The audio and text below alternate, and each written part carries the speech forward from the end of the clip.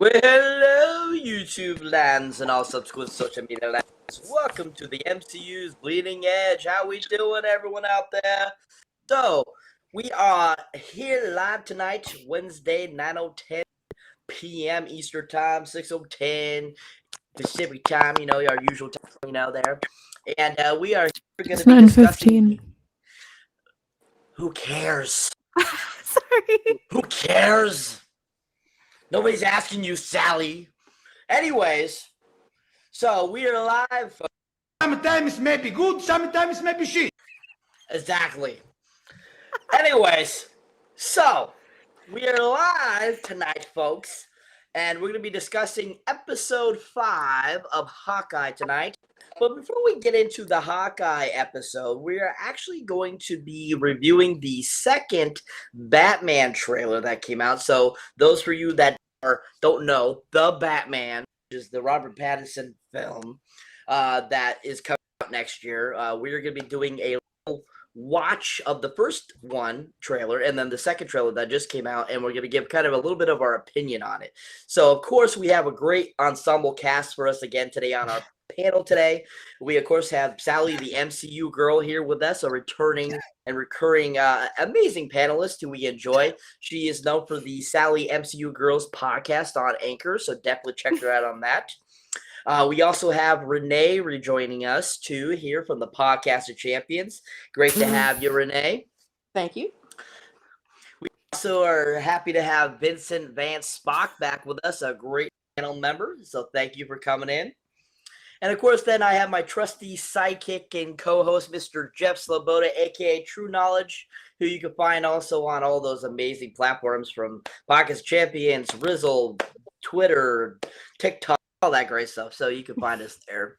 Anyway, so we're going to get right into this. So if Mr. Jeff, if you have those trailers ready, let's watch them, sir. Yes, and it's the second trailer, and the newest one is the third. All right. Really? Again? Oh, stop, Sally. You know you love it. ジョーカーの衝撃は序章に過ぎなかった。Let's play a game. What's black and blue and dead all over? 世の中を恐怖で支配する最強の知能犯リドラー。If you are justice, please do not lie. I'm here to unmask the truth about this city. You're part of this too. How am I part of this? You'll see. The hell are you supposed to be?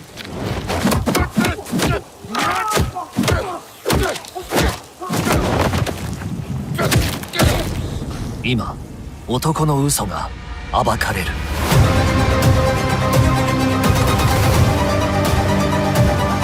If this continues, it won't be long before you've nothing left. Who are you under there? What is the price for your blind eye? I got you!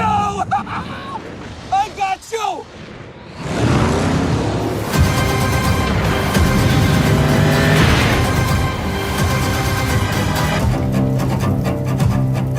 The Batman. I've been trying to reach you. Grows away.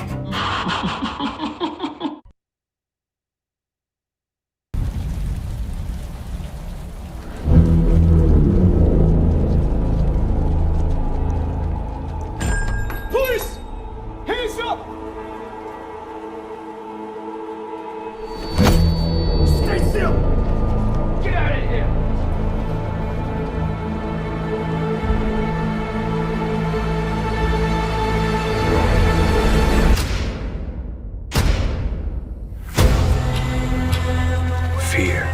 is a tool.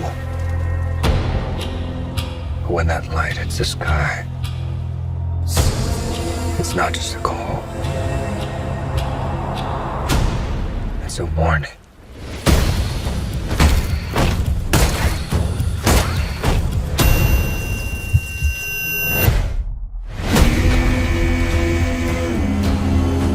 I've been trying to reach you.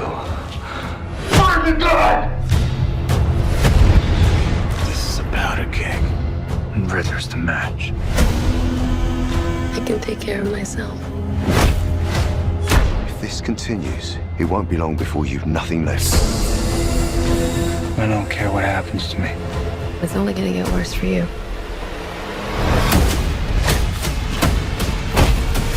Whoa, take it easy, sweetheart. Hear everything they say, ain't you? Maybe we're not so different. Who are you under there?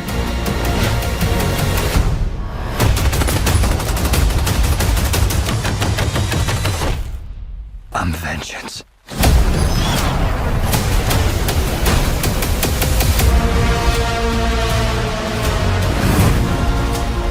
What's black and blue and dead all over? You. Dear God. I got you! I got you!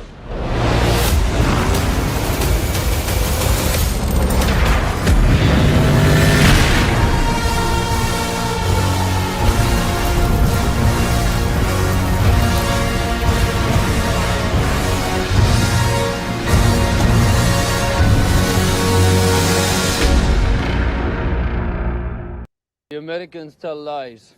Each day our forces grow stronger. Each day we move closer to our goal of driving the infidel... What are they? Nothing. Carry on. Driving the infidels from our motherland. We are not afraid to... Are they subtitles? They are, aren't they?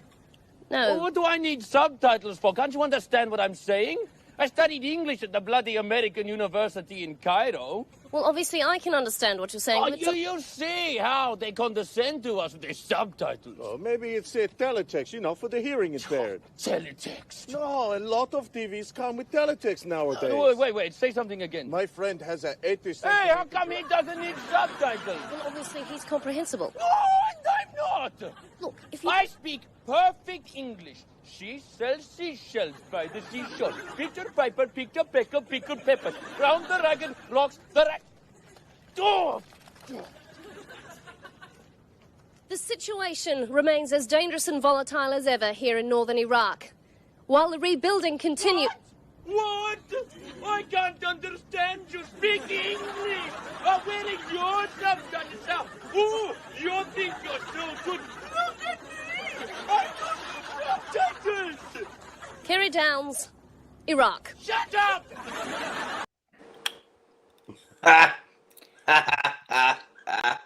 I'm guessing that last part wasn't part of the trailer. You're gonna laugh one of these days, Vincent. I'm telling you, I'm gonna get you one of these days. Maybe. No, that was not part of the trailer, Sally. That was not. I know you're telling me that's not going to be in Batman? No. No, unfortunately not. We asked them if we could put it in it, but they said no. Oh. Anyways, so welcome back, guys. So that was some interesting trailers there, especially that first one with the Chinese subtitles. That was really fun. Japanese. Asian language. Sorry, guys. Anyways, but yeah, that was really fun and interesting videos there. More of Mr. Patterson, some more of the Riddler, more of all the funness there and stuff in the Batman universe.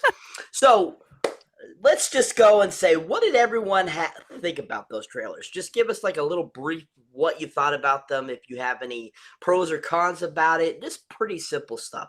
Starting with you, Renee. I think the thing I like best about it is the Batmobile. I mean, they've gotten back to way of the retro look, which I really like, and that's a recognizable car. like a Charger or something that's been souped up, and not some machine that was, built like a Pentagon tank or something. So I like that. I like the feel of it. I like the atmosphere. Who knows how it's going to turn out? It could be wonderful. It could be suck on eggs, but even so, I'm optimistic about it. And of all the and as much as I love MCU, and I'm totally into MCU, Batman is my superhero. That's number one for me. Awesome. How about you, Vincent? What did you think? I've been saying this since the very first trailer has dropped for that. That movie's going to be amazing. We're getting a lot of things in Batman, the Batman, that we have not seen in any other Batman incarnation. He's going to be a detective. The Riddler is actually going to make riddles that have to do with the crimes that he is committing. It looks dark and gritty, and he just beats the hell out of people. The brutality is amazing. I love it. So there's a lot of things that are going to make that Batman movie amazing. The only thing that might bring it down is Robert Pattinson. So I'm a little bit worried about that. But so far, I'm like, I think he can do it. Yeah, I mean, that was one thing I always was saying when they first said that they were casting him as Batman. I personally was like, I don't know. Because I don't think he's anything special. I mean, I've seen quite a few of his movies. I've said this in previous, live streams and stuff like that. I've seen him in things that, were considered, his most excellent performances. And I didn't see anything big and, exciting as a lot of people are finding. So I'm a little skeptical about him, just like you were saying. But at the same time, from what the trailers are bringing out, I mean, it looks like it's going to be action-packed. It looks like it's going to be a lot of great detective work, like you were saying. I mean, there's a lot of good eccentricities to this film, it looks like. I mean, and the fact that they got Paul Dano as playing the Riddler, and then also, the Penguin being played by Colin Farrell, that right there had me pulled in right there at the beginning. So I'm really looking forward to checking it out just for those guys. How about you, Sally? What did you think about the trailers? Well, I'm already bored of Batman trailers, Jeff, but I also think Robert Pattinson looks badass. He looks very cool. Honestly, I say this all the time. Robert Pattinson is actually the perfect Batman. And it's because he played Batman in Twilight. I don't recall Batman sparkling in the sun. No. Here, let me explain. Go ahead. So you know how Batman terrifies villains by like looming behind them and like scaring them and like caging them in and controlling their minds and shit?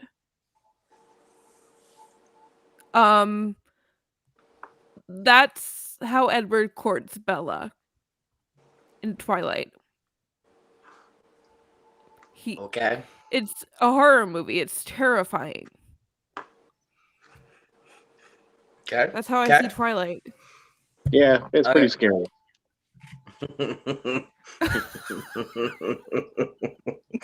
Scary, all right. Anyways, thank you, Sally. Thank you for that that Batman analogy from Twilight. How about you, Jeff? Well, that first trailer or whatever, the unmasking of Riddler didn't do anything for me. But basically, kind of jumping off of what Vincent said, I just absolutely love like the brutality. Like that's two different separate scenes where he's stopping a guy. You know what I mean? Like straight up. And then in the one scene, he's beating the guy so bad that like Catwoman steps back and like James Gordon steps back and all the cops step back and everything and whatnot because it's like so James brutal. Gordon? Yeah, James Gordon. Jeffrey Wright plays James Gordon in this movie. Oh, I thought you meant someone else. Sorry. No, James Gordon. Commissioner Gordon. Come on. Yeah, now. I know Commissioner James Gordon, Corden. but I've yeah, that's what I thought Jeff said. Carpool karaoke guy in Batman. Yeah. So, anyways, I like the hardcore like graphic violence. I like the the music in in that one trailer is great. The music is excellent. I haven't really heard anybody say anything about that, but I think the music is great.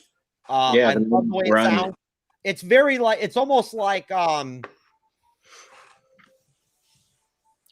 marauding in a way. Like it's almost you know, like it's got like an edge to it, you know, like a dark edge. You know, so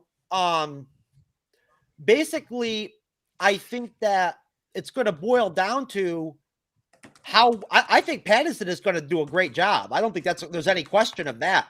The question is going to be how well the villains are played out by Paul Dano and Colin Farrell and you know, and the other actors that are going to be playing the different villains. That's going to be, I think, going to be like really a bigger deal with the film as far as how well it comes off as a whole piece, as a whole film. I think that Matt Reeves looks like he's doing a really great job. My expectation would be that since the movie is still like 6 or 7 months away, we'll probably get another trailer sometime between now and then. And although I don't know how much more they could really, what's that, Cyber? It's 4 months away, sir. It's March. Oh, is it 4 months? Hey, you know what? That's even better than 6 months. Yeah, I wouldn't be surprised if we'll get another trailer between now and then. I'm sure we will. I like I don't know how she's gonna do in the movie, but I like Zoe Kravitz as Catwoman. I think she looks good, at least. You know, how well she'll actually portray Catwoman, we don't know. But again, I'm all in for it, man. I really am. I'm telling you right now, like I'm just as pumped to see the Batman, if not more pumped to see the Batman than I am to go see Spider-Man tomorrow night. What? I disagree with that entirely, but that's just me. Same. Look, man, I love the Batman, man. I do. I love the Batman too, but like, no. I think that the Christian Bale Batman films are of such high quality that they stand up with any of the MCU films. I think that one of them I is. fell asleep watching The Dark Knight, like really recently. Except for Avengers watching Endgame, it 10 years later, I fell asleep. Except for Endgame and Infinity War and Captain America: Civil War and Winter Soldier and First Avenger.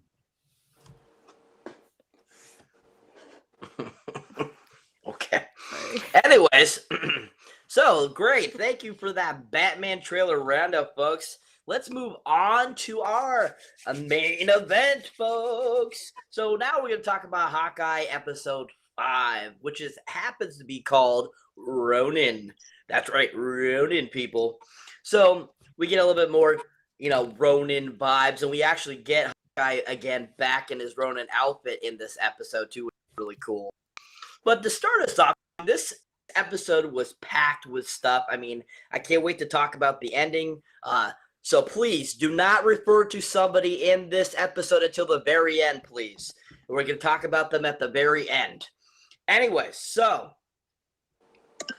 to start us off, we have kind of a prelude to the episode with Yelena, aka Natasha's sister, another Black Widow.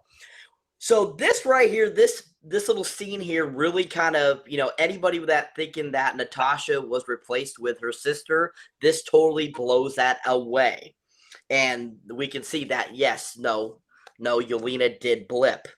So we do get that big scene at the beginning. It shows her, she's on some sort of trying to help the other Black Widows. And she comes across somebody that she knew, and she seemed to not be under the spell, and she's making money, and they're like, how are you able to do this? She goes to the bathroom, and all of a sudden we see her do the, you know, in Infinity War thing, and then all of a sudden come right back like within seconds from the blip. So what were your guys' thoughts on that particular scene? Like, did that like reassure you about certain things? Did that like, were you super excited to see that it showed that she blipped and so forth? So starting with Renee, please. Yeah, I had talked about a little bit last week about how I want to see more of what went on with folks during the blip. I mean, you know, movies being what they are, you don't want to see the highlights of the story, but being able to, with the TV shows, to get down more to the people level, to what they were going through, and we see it with the LARPers. So when you see Yelena blip, as it were, and then come back within just a few seconds, that kind of gives us an idea of how, when a person does come back, how disoriented they are and how everything has changed. And Yelena how this has affected her personally, I think that's hadn't been explored yet. But, as I said, there's not going to be one person on the planet or in the universe, I guess, since it was all through the universe, that was not affected by that event, just dramatically.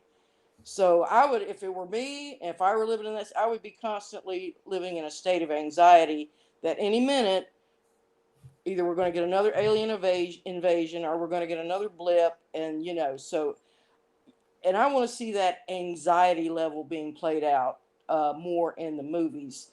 So, yeah, the cold opening, I think, really worked because it gets us back to who Yelena is and what her mission is. Because I had even kind of forgotten a little bit about it. They mentioned Julia Louis-Dreyfus, and I'd totally forgotten she's been introduced in several of the TV shows. So, yeah, the opening worked for me. Awesome. Thank you. So moving on to Sally, what were your thoughts about that beginning scene? I cried at the blip and shit, and then I was telling Jeff through text, like, this is worse than WandaVision for me. I am emotionally attached to Yelena Belova. Like, I want to see this play out. Yeah. Okay. Anything she's else? A really good character. I think she's going to and fill the shoes of ScarJo, the actress herself. I think she's going to fill that role real well. Yeah. Anything else? I didn't take notes because I thought Jeff was going to be moderating. I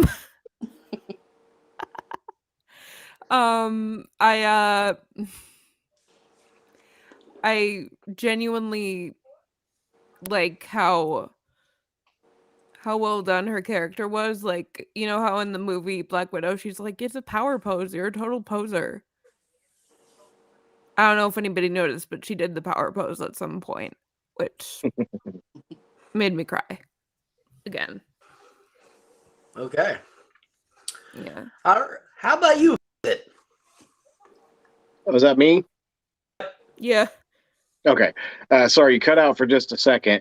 I loved seeing it, the whole thing, the blip, like from erasing all the way back to reforming in that second, because that's something we haven't seen in any of the movies or the TV shows so far, is seeing the whole thing all the way through from the perspective of somebody that blipped.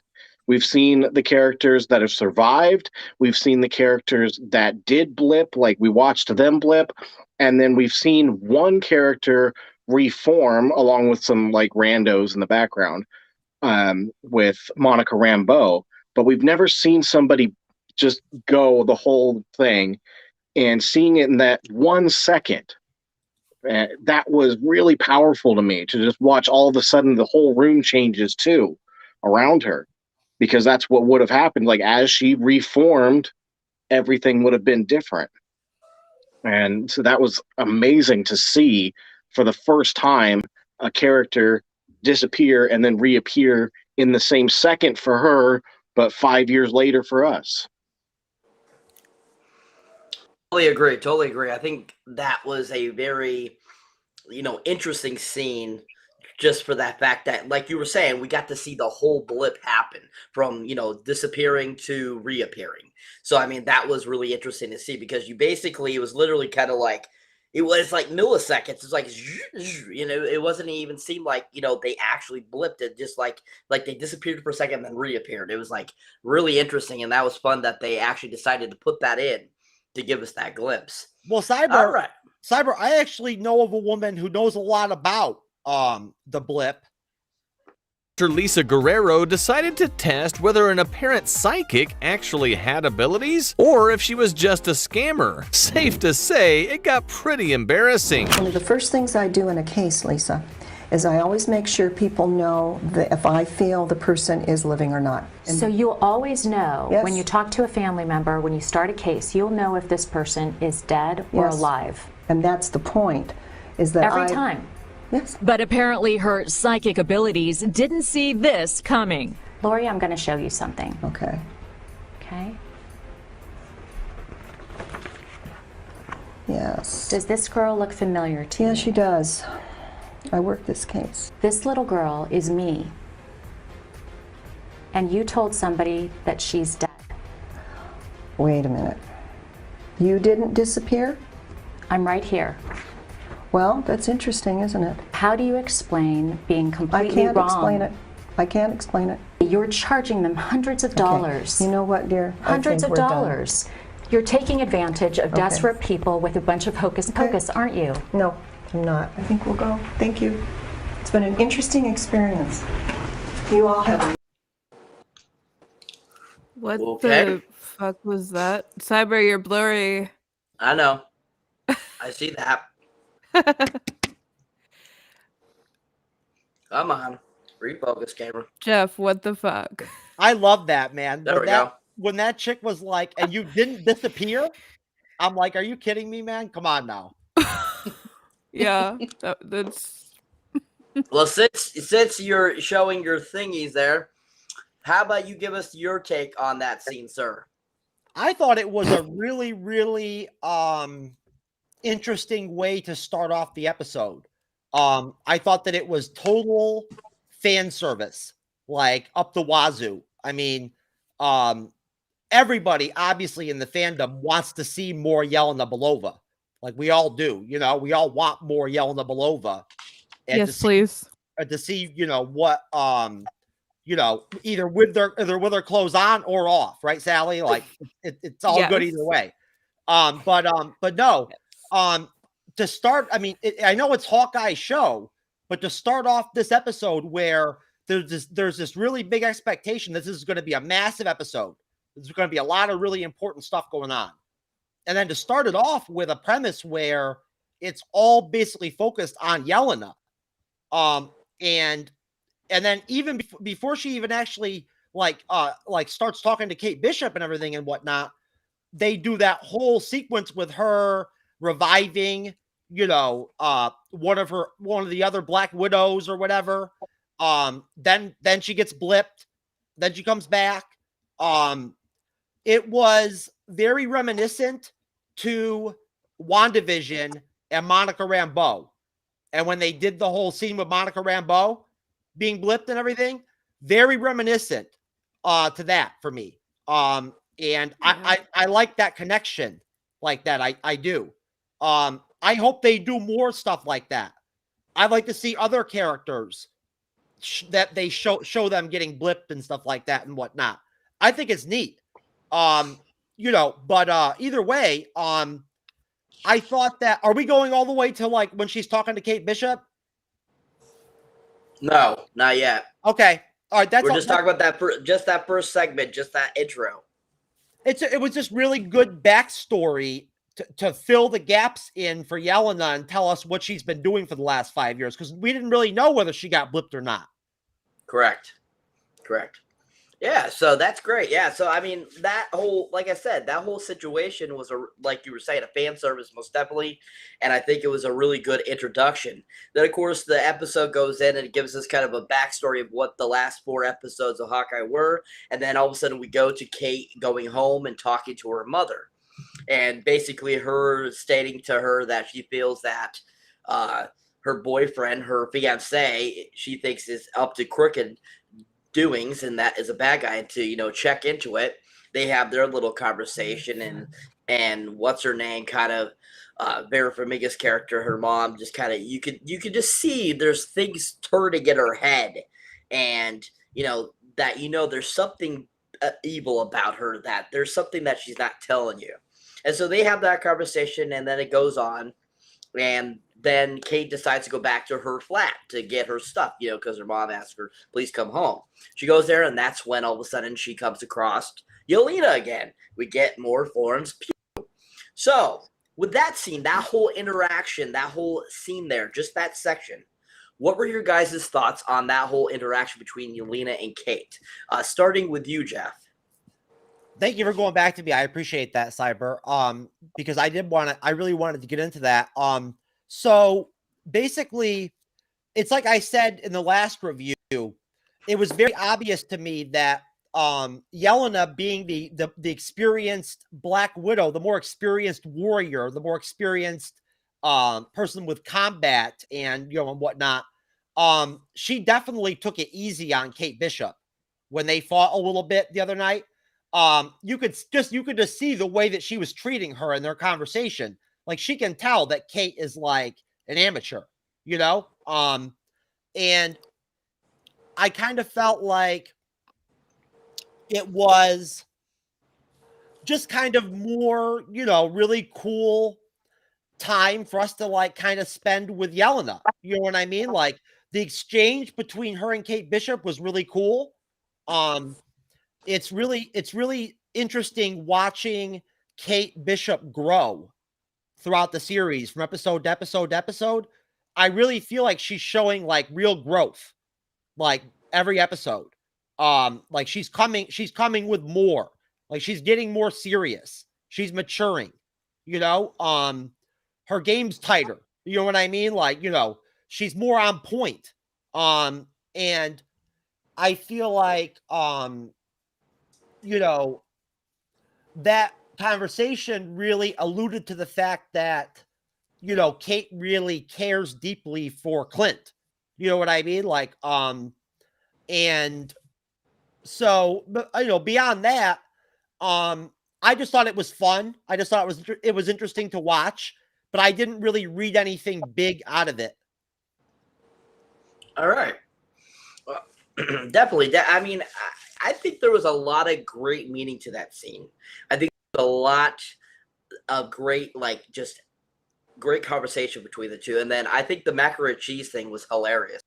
I think that was absolutely hilarious. That they just like, you have macaroni and cheese, it's the best, That was just freaking hilarious. I like the whole, and then her and the hot sauce, and that was freaking hilarious. But just the whole scene in all, I think, was a very interesting scene. And you could see Kate was thinking. She was like thinking, oh, how do I outsmart her? How do I keep this, a level playing field? And you could see that through their conversation, that Kate was very specific on what she would say and what she would do, because she knew Yelena, that's what her expertise was. And I think that was a really great indication of what kind of character Kate Bishop is. So moving on, how about you, Renee? What did you think about that scene? Yeah, the whole scene starting where Kate walks in back into her mother's apartment and they're arresting Jack. To me, that seemed just a little too packed. It had a staged look to it. So I'm not sure if this is something else that's surreptitious that's going on with Eleanor and Jack and everything that she's involved with. Kind of like when last week when they set up Hawkeye making off with the sword, it was just too easy, just too easy. So something's up with that. But yeah, going back to Kate, her maturity, you sort of see it when she still got some of the kids, some of the little girl in it, because Hawkeye's blowing her off. She goes home and sobs on her mother's shoulder and, oh, my baby, and it's going to be okay. So we sort of get back a little bit to her childhood immaturity.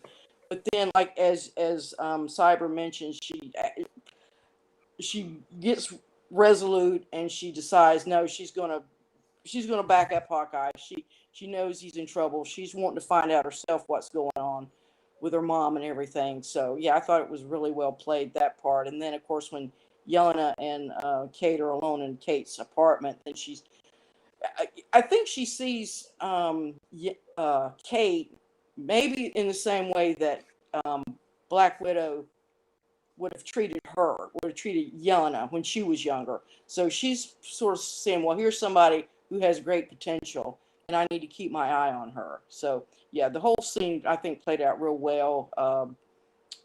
suspenseful. We're keeping us guessing and everything. So, like I say, first 2 scenes so far I've enjoyed. Awesome, thank you. Yeah, I would agree. Moving on to Sally, what did you think about that scene? Well, for starters, Yelena uses way too much hot sauce. But yeah, manipulating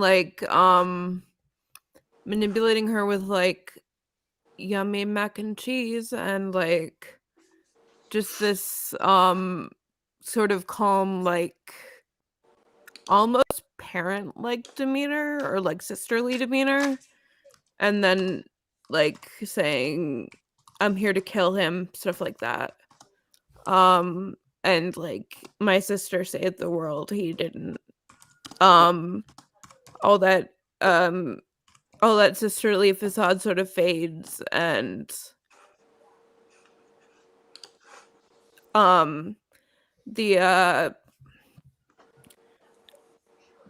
the real mission that Yelena has sort of comes out, and her emotions sort of get the best of her, I think. And I think that's how Kate outsmarted her by saying Hawkeye's a hero, and that Hawkeye saved the world, and the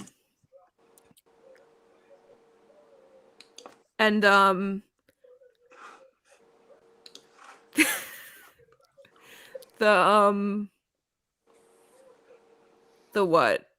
I lost my train of thought. Thanks, Jeff and Cyber. Sally, you sound like you got some balls in your mouth or something, man.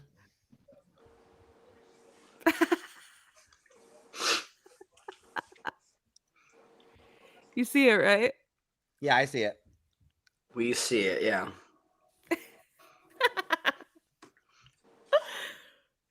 So your thoughts on was that your thoughts on the scene? That was my thoughts. My thoughts were like she was acting like, I'm like a mother or a sister or something, and then Kate outsmarted her by making her reveal her emotions. And what I was gonna say, I just remembered, was Black Widows learn emotional manipulation like the minute they are put in the Red Room. And if you don't mind me jumping in, Cyber, Sally said something that I thought was important that I forgot, and that's the fact that Yelena saying that her sister saved the world, like as in like she individually, like her efforts saved the world, like on her own or whatever. I really wonder, like who told her that? You know what I'm saying? Like, was that from Vale? Like, was that from the media? Like, it makes you wonder, like, what was the public told about how Natasha died? True. Very true, yeah. I mean, that whole scene when she's like still trying to, she's still thinking that Clint is so evil and so bad from whatever she was told about Clint. And, her saying that about that her sister saved the world and stuff like that, I was just kind of laughing going, you don't know the whole story, huh? Well, so, Cyber, if you think about it, the Avengers are so popular in their universe, like in their reality and everything, with regular people, they're like celebrities. And so at that point, Black Widow being so popular, her death would have to be explained. Like people would want to know how she died. She died a hero's death is what she died. Yeah, so well, I guess that's what the public was told. They might not have necessarily told the public the whole story. I mean, they would have said, they went on this mission and they did X, but we can't tell you what they did. We can't tell you they time traveled all over the place and screwed up the universe. I don't even think the public knows about that, though. Yeah. Like, the public wouldn't know. The Avengers would. That's Renee's point, is that no, I agree with you, Renee. They wouldn't tell the public the full story and whatnot. Obviously, people do know that Thanos attacked the Avengers headquarters, though. You know what I mean? And Tony Stark, snapped and everything and whatnot and got rid of Thanos and like his army and whatnot. Very true. Yep. And to round this out, how about you, Vincent? What was your thoughts on that scene? Well, I agree with Renee about the Jack being arrested scene being too quick, and there's definitely something going on there, and it almost seemed like an afterthought. Like, why have it be that quick and have Jack just be totally, whatever, this is fine, I don't care. But not really go too deep into that. I guess I get that they're playing off of the fact that the Kingpin, well, oh my God, I'm sorry. Yeah, I didn't say that. Just forget I said anything. That the boss is in charge, and the boss probably has connections in the police. And yeah, that whole situation. But as far as the Elena Belova and Kate Bishop scene goes, I think that was masterfully done. I loved that scene from start to finish. You see that scene a lot in mafia movies and in different types of things where they're trying to intimidate the main character in one way or another, or maybe the main character is doing the intimidating themselves, but also like, yeah, just, let's be friends, let's talk, this is cool, we're going to have macaroni and cheese together, it's great. And I think that Florence Pugh, and I don't remember the name of the woman that plays Kate Bishop, but they did that scene very, very well, especially Florence Pugh. She was just so nonchalant about it, but she did it in a way that you're like, this is still a killer. This is a trained assassin that is sitting in front of me, who we just got in a fight with in the previous episode. And, she's sitting here. She could kill me at any point. So, she's trying to be all buddy-buddy with me, but she could still kill me. So that whole suspense was just great in that scene. So, Vincent, did you say something about the Kingpin? No. I said something about the head pin. The pin at the front of the 10 pins of bowling. Oh, the head pin. That's what I Yeah. The king. Okay. Yeah, that's what I said. So going back to what Mr. Vincent was saying, Jeff in the comments here, Jeff Bowman, he said he had a great couple things he said about that whole Eleanor, Kate Bishop when she first comes home scene, and about Jack's arrest. It was all planned, and I agree with him. I think that was all staged for Kate's benefit. I think that Eleanor had it look like he was being arrested so that Kate was taken off his tail, because her and Eleanor are actually working together. So I want to just bring that point, and that's a great point there, Jeff. Thanks for saying that in the comments. And then he just popped back up saying, it wouldn't be surprising to me if the arrest was fake and still say Eleanor is sinister. So he just basically said what I just said. So good job. What's not working on your end, Jeff? He's not getting the vomit. I've got no comment section. I went to go to it just now, and Restream made me sign in, and I don't see anything there. Oh, yeah, I'm seeing them all pop up on the side here. That's cool. Well, then that's fine. You can just take care of it then. But like I said, I just wanted to let you know I can't see anything. So okay. I can. Anyways, so thanks, Jeff, for that in the comments, and that's a really good point.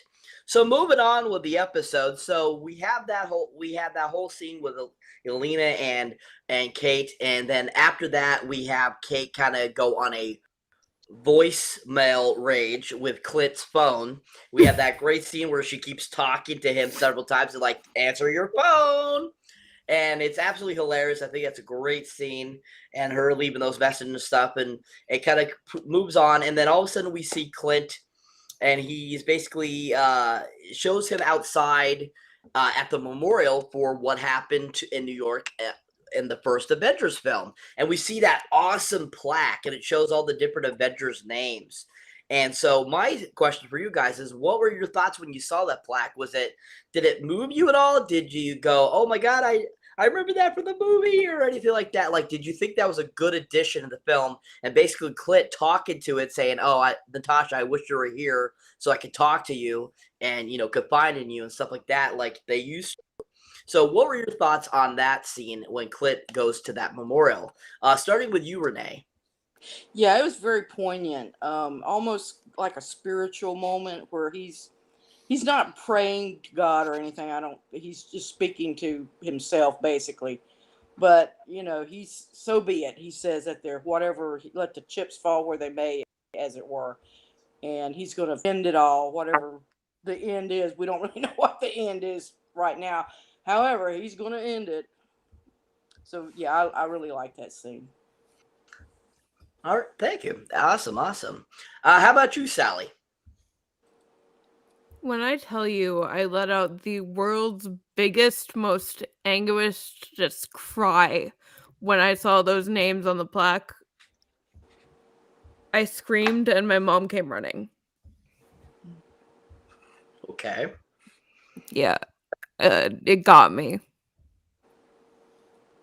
Right in here. Right Anything in the heart. else? When Clint was talking to Natasha, I was thinking like, please just kill me now. Just end it all. Because nothing would make me happier than to just see them happy together. Just see Natasha again. Please. Just have him see her again. And not in a hallucination. That would make me so happy. I'll tell you what, Fantasy. Sally, if you can come up with 40 or $50 million, I'm sure you can probably convince ScarJo to come back so that she can hug Clint again. Yes, please. I'm not going to be able to do that within the next couple of years, but yes. They'll probably be indentures by the time I can do that. All right. Has anybody else seen that video? Apparently not. Anyway, so thank you, Sally. That was great. And moving on to you, Vincent, sir. How about you? What were your thoughts on that scene? Well, when he first started talking to the plaque, I was like, why is he talking to a plaque as if that's Natasha? Why isn't he talking to her grave or something? And then I'm like, well, that's really not any different because her literal body is not there. Her body is still on Vormir, as far as I know. And so how else is he going to talk to her? I guess he could talk to the sky, and it would be just the same as talking to a plaque or her actual grave or whatever, because she's not there anymore. But there's one thing about this particular part of the show that I want to talk about that's not necessarily about the plaque.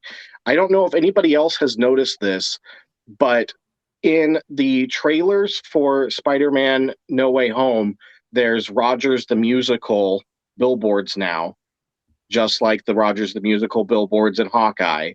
And in this, at one point, I think it was actually in the last scene when Yelena Belova was talking to Kate Bishop, she mentioned going to the new and improved Statue of Liberty and what happens to be being changed in Spider-Man No Way Home, the Statue of Liberty. They're changing it. They're adding Captain America's shield, and for some reason they removed all of the green oxidation from it.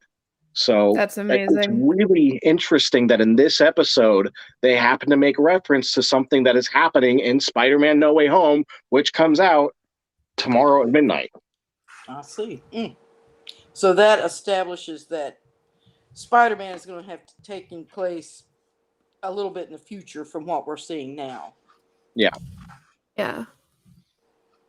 Which is not surprising if you think about it, because if you think about it, like how Far From Home left off, you would think that they would want to continue right after that happened. So I have a feeling that it's going to be a little bit prior to Hawkeye, and that Hawkeye is going to overlap, because I do believe in No Way Home, I've seen things that say that it's supposed to be happening during Christmas too, as well.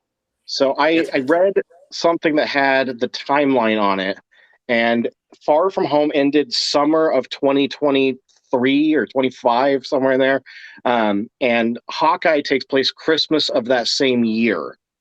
And so if they're continuing No Way Home immediately after Far From Home, it should be like the summer months right before Hawkeye. Exactly. Yeah. So I think that's what it's supposed to be happening. That's what I've seen.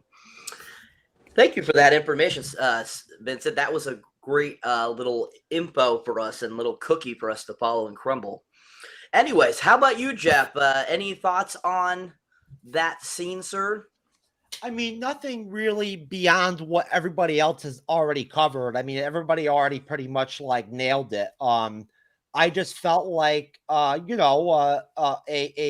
sense of it being very moving for Clint to be, like talking to Natasha like from beyond the grave and whatnot and everything, like I found that to be very touching and like deep, and it really shows like the vulnerability level that like Clint's at, and that he's still at, even after. I mean, you got to think about it, right? Like he loses his family, right, to the blip, right? They come back, okay, after he spent like years as Ronin, just like mercilessly killing people left and right and everything and whatnot, right? And Criminals. so even though his family came back, it's only been a couple months after Endgame, and he's probably still dealing with a lot of like intense emotions and like trauma, just at the fact that he got his family back. Like, think about it. I mean, that event of having your family come back after 5 years, that could be very unsettling, So I think from that perspective, it's interesting that like he still reaches out to Natasha the way that he does. It's touching, and I think that I was really hoping and looking forward to there being some like really cool shit that was going to happen with Hawkeye's wife, like some more interesting stuff with her and the watch and like all that and everything, but nothing else happened. So that's it. All right, thank you. So after he basically that scene there that we were just talking about with the plaque, we see him talking to his wife Linda Cardellini, who makes an appearance again, which is really awesome. And the watch is mentioned in that scene, saying that it would pinpoint them to his family. So we have found out about the watch in this episode, which I just wanted to point that out. I think that was interesting that it actually did lead, because apparently they didn't say it in the episode, but I'm assuming that watch has to do something with ex-SHIELD people, and that his wife used to be a part of SHIELD at some point. So they don't say that particularly, but that is what the watch is referring to a little bit. And so as that goes on, they have that conversation, basically him saying that he's going to finish it and that he's still dealing with it and stuff like that. And, she's like, I'm not going to tell you what to do, but, I'm fine with it, blah, blah, blah. And, he goes on and basically that's what it brings us to this Echo battle. So we once again see the, what is it? Red jumps, the Tracksuit Mafia. Yeah. Tracksuit Mafia. Tracksuit Mafia. And all of a sudden they start being taken out. And then we see Echo, and then there's a giant battle that ensues with aka Ronin.